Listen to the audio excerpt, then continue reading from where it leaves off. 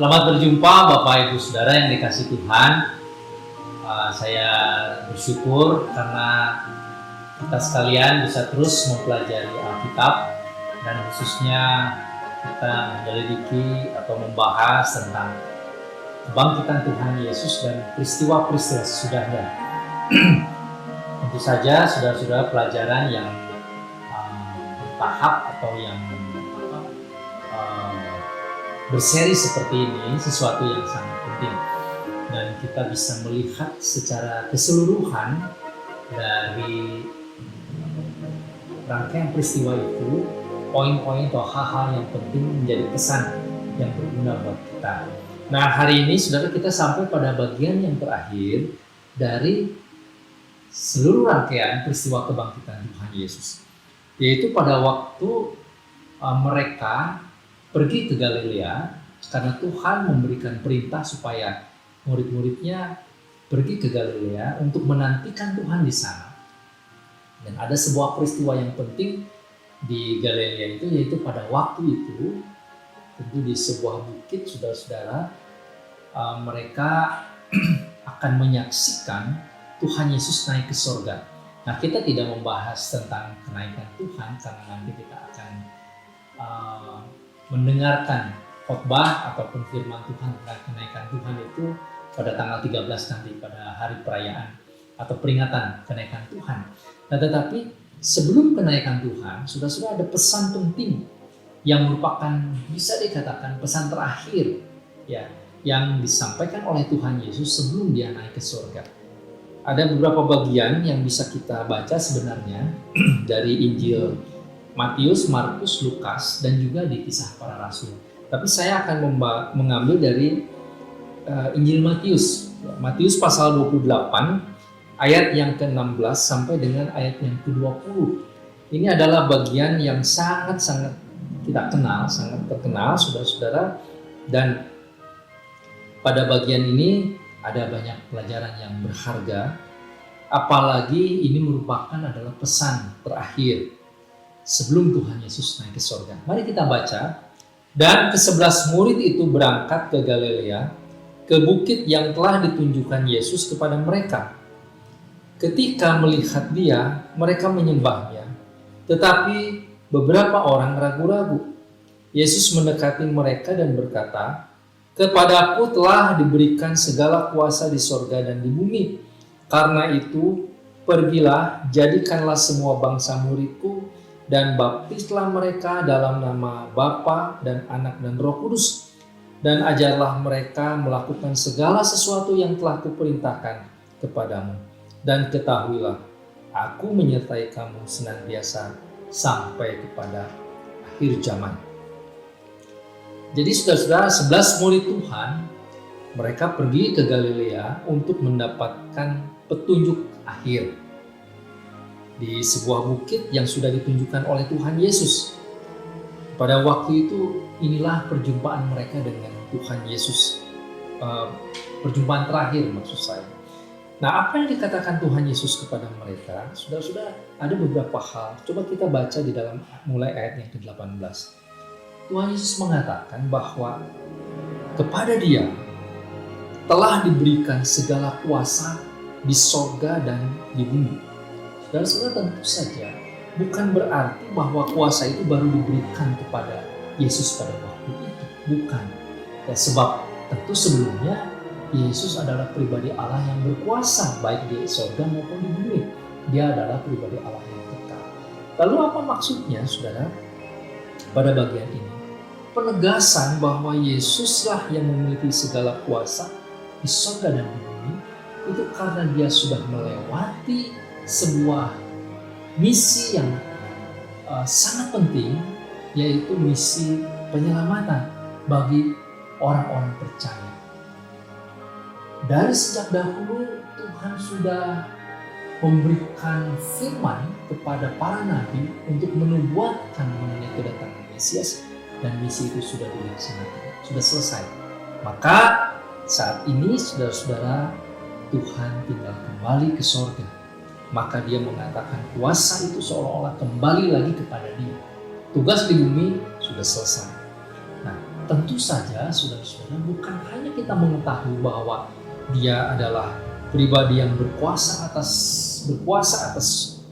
surga dan bumi, tetapi yang paling penting adalah bahwa kita menyadari betul segala kuasa itu ada di dalam tangan Dia. Saudara-saudara, siapa yang berkuasa atas diri saudara pada saat ini? Siapa yang berkuasa atas kehidupan kita pada saat ini? Kadang-kadang tanpa kita sadari, mungkin yang menguasai hidup kita adalah hawa nafsu kita, uang, kegiatan ekonomi, kesibukan dunia.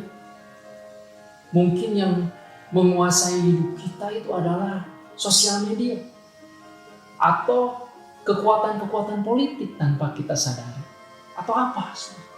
Saudara-saudara, memang kita dipengaruhi dan kita memang hidup dalam dunia, tentu ada keterlibatan kita dalam segala aktivitas dunia. Tetapi kita tidak boleh dikuasai oleh apapun, termasuk dikuasai oleh keinginan-keinginan kita. Sebab segala kuasa ada di tangan Tuhan. Maka artinya saudara, kita harus menyerahkan diri kita untuk terus dipimpin oleh Tuhan, sehingga Tuhan sepenuhnya memimpin hidup kita. Nah, karena Dia itulah yang berkuasa atas surga dan bumi, maka Dia memerintahkan. Karena itu pergilah. Saudara-saudara, berita Injil itu adalah berita yang harus disampaikan oleh orang-orang supaya orang-orang mendengar berita. Dan berita itu baru bisa didengar kalau ada orang yang pergi untuk memberitakan Injil. Memang pada saat ini mungkin pengertian pergi bukan hanya secara fisik orang pergi mendatangi orang lain, tetapi barangkali secara elektronik, secara digital, ya, lewat berita-berita, lewat media-media semacam ini. Nah, tetapi apa, saudara, pengertiannya adalah berita Injil itu harus disampaikan. Kita tidak menunggu orang untuk tahu secara kebetulan mendengar, tetapi harus ada yang pergi. Nah, ini berbeda dengan cara Tuhan ketika memanggil orang-orang yang di luar Israel di dalam perjanjian lama untuk mengenal Tuhan. Kalau dahulu, saudara-saudara, orang-orang di luar orang Israel mengenal Allah Israel dengan cara melihat kehidupan bangsa Israel, tanda-tanda ajaib, kebenaran firman, kehidupan mereka, sehingga mereka masuk di dalam lingkungan orang Israel. Tetapi pada saat ini, saudara-saudara, kita diberikan perintah untuk pergi memberitakan, menyaksikan, sama seperti murid yang dikasihi, sama dengan murid-murid yang lain, para rasul yang lain, pergi untuk memberitakan, pergi untuk memberitakan kebenaran Injil. Pada waktu pergi itu apa yang harus dilakukan? Saudara-saudara, yang pertama adalah menjadikan semua bangsa itu murid Tuhan. Jadi ketika berita disampaikan, berita itu harus dipelajari, harus dipahami, harus dimengerti, harus dihidupi, sehingga orang-orang yang mendengar berita ini akhirnya menjadi murid. Ya. Jadi bukan sekedar mendengar, tetapi mereka menjadi murid. Ada proses belajar mengajar di sana, secara formal dan tidak formal tentu.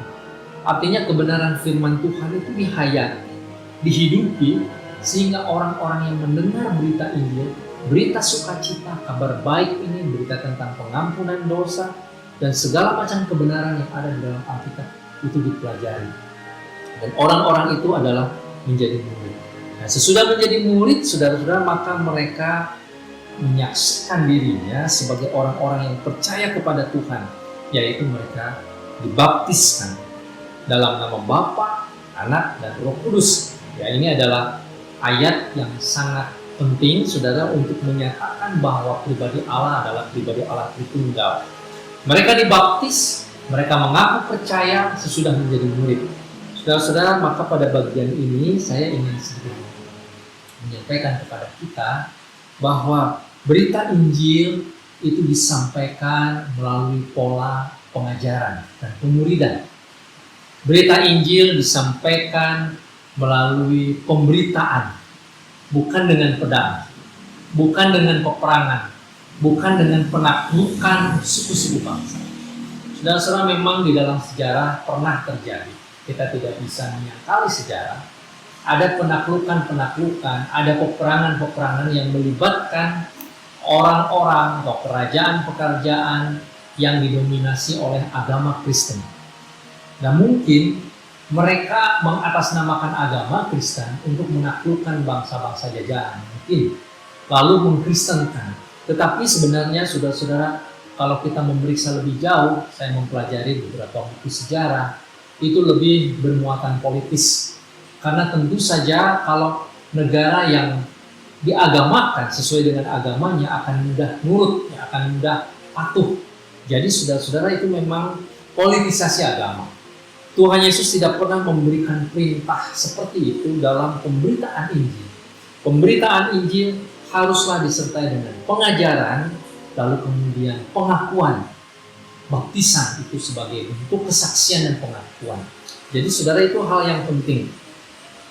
Lalu juga saudara-saudara, bagian ini juga menegaskan kepada kita bahwa menjadi murid Tuhan itu bukan sekedar menjadi orang yang beragama, berubah KTP-nya, asal mengaku Yesus sebagai juru selamat, dia orang Kristen. Belum tentu, saudara. Ada banyak model-model dalam tanda petik ya, pengabaran atau pemberita Injil palsu dengan memberikan semacam aktivitas sosial yang disebut social gospel ini, saudara, jadi mengagamakan Kristen orang lain dengan bantuan sosial, misalkan dengan cara-cara semacam itu, lalu tanpa mereka belajar kebenaran firman, tanpa mereka menghayati kebenaran, mereka mengaku sebagai orang Kristen, katakanlah. Nah, Tuhan tidak pernah menginginkan begitu. Saudara-saudara, pemberitaan Injil haruslah melalui proses memahami, mengerti, sadar, menerima, mengakui dosa, menerima Yesus sebagai juru selamat, lalu belajar kebenaran firman Tuhan. Itu sebabnya gereja yang sehat, saudara-saudara, pada waktu proses pembaptisan, kalau memang dimungkinkan sekali dan pada saat ini dalam keadaan damai, sangat mungkin sebetulnya orang yang akan dibaptiskan adalah orang yang pernah diajar terlebih dahulu. Memang ada kasus-kasus di mana orang mungkin akan meninggal, tidak sempat lagi belajar melalui katekisasi di gereja misalnya. Tetapi sudah dalam keadaan yang wajar, maka setiap orang yang percaya kepada Tuhan, mereka harus belajar dahulu kebenaran firman Tuhan, barulah dibaptiskan, karena memang beginilah yang disampaikan. Lalu saudara, sesudah mereka belajar kebenaran firman Tuhan, mereka harus bertumbuh dalam ayat 20 ya. Ajarkanlah mereka melakukan segala sesuatu yang kuperintahkan kepadamu. Artinya ini adalah proses pertumbuhan. Sesudah dibaptiskan, lalu kemudian mereka belajar lagi segala sesuatu yang diajarkan atau yang diperintahkan oleh Tuhan Yesus. Maka di dalam proses pertumbuhan itu Tuhan Yesus menjanjikan, aku akan menyertai kamu sampai kepada akhir zaman. Nah, jadi saudara-saudara, ini adalah bagian terakhir perjumpaan Yesus dengan murid-murid. Ketika Yesus akan naik ke surga sesudah kebangkitannya, Tuhan Yesus memberi pesan supaya murid-muridnya itu bisa memuridkan lagi orang-orang lain, memberitakan Injil kepada mereka, membaptis mereka, lalu kemudian menumbuhkan mereka. Nah, wujudnya saudara tentu saja adalah gereja, jemaat Tuhan. Di dalam gereja itulah proses ini bisa terjadi. Orang gereja memberitakan Injil, orang yang diberitakan Injil percaya, lalu dibaptiskan, terhisap masuk di dalam gereja, dan proses ini kemudian berputar seperti itu ya. Sudah dibaptiskan, lalu kemudian diajar untuk bertumbuh satu dengan yang lain. Setiap murid Tuhan ada di dalam persekutuan supaya imannya terus bertumbuh, ada dinamika di sana. Pertumbuhan kan selalu demikian, saudara-saudara. Belajar menyatakan cinta kasih, belajar beriman, belajar berharap kepada Tuhan, dan terus begitu sambil berita Injil disampaikan kembali. Dan di dalam semuanya itu Tuhan Yesus mengatakan bahwa Dia menyertai kita sampai kepada kedatangan yang kedua kali. Jadi saudara-saudara, kita bisa mengerti ini adalah amanat yang penting sekali, yang agung sekali, yang harus dimengerti oleh gereja. Gereja jangan terlibat di dalam politik praktis. Gereja jangan terlibat di dalam segala macam kepedulian terhadap aktivitas duniawi, saudara, ataupun keprihatinan terhadap segala macam yang terjadi di dunia, tetapi mengabaikan proses pembelajaran ini. Saudara, tentu saja gereja harus menjadi saksi Tuhan di dalam berbagai bidang. Secara pribadi, kalau ada di antara saudara dipanggil oleh Tuhan masuk dalam bidang politik, bagus. Menjadi abdi negara, menjadi alat negara, tentu saja itu sebuah panggilan yang mulia. Mungkin juga ada yang punya profesi-profesi yang lain, saudara-saudara, tentu saja baik. Gereja harus menjadi terang dan garam di dunia. Ketika pandemi, gereja harus berbuat sesuatu, melakukan aksi-aksi nyata dalam kehidupan sosial. Itu adalah hal yang sangat penting sebagai bentuk pemberitaan juga. Ya, tetapi berita Injil, berita tentang pengampunan dosa, tentang ketuhanan Yesus, bahwa Yesuslah yang menjadi juru selamat, itu pun adalah berita utama yang jangan diabaikan oleh gereja. Gereja harus membaptis orang-orang yang percaya, lalu gereja bertanggung jawab juga untuk menumbuhkan iman seluruh jemaat, dan siklus itu akan berjalan sampai pada akhir zaman, dan Tuhan akan memberkati. Nah, jadi demikian saudara-saudara seluruh rangkaian dari kebangkitan Tuhan Yesus, bahwa Yesus bangkit di 40 hari itu. Tuhan Yesus menyatakan berbagai macam hal yang kita bisa pelajari. Kalau saudara lupa, boleh lihat lagi video yang pertama ya, sampai kepada yang ke-11 ini yang terakhir, saudara, supaya kita mengerti betapa Tuhan sangat-sangat konsen, sangat-sangat memperhatikan kelompok murid ini supaya mereka nantinya tumbuh menjadi gereja, menjadi jemaat Tuhan. Kiranya Tuhan memberkati kita sekalian. Mari kita berdoa.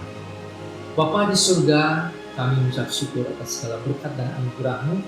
Kami percaya Engkau yang mengasihi gereja-Mu, biarlah gereja-Mu melaksanakan amanat yang Tuhan berikan. Puji nama-Mu Bapa, dalam nama Tuhan Yesus kami berdoa. Amin. Saudara-saudara, sesudah tanggal 13, nanti tanggal 13 hari Kamis kita akan merayakan atau memperingati hari kenaikan Tuhan. Dan sesudah itu kita akan memulai lagi pemahaman Alkitab, mundur ke perjanjian lama, melanjutkan bagaimana iman kepada Tuhan itu ada di dalam hati para tokoh Alkitab, mulai dari Abraham. Kiranya Tuhan memberkati, sampai berjumpa.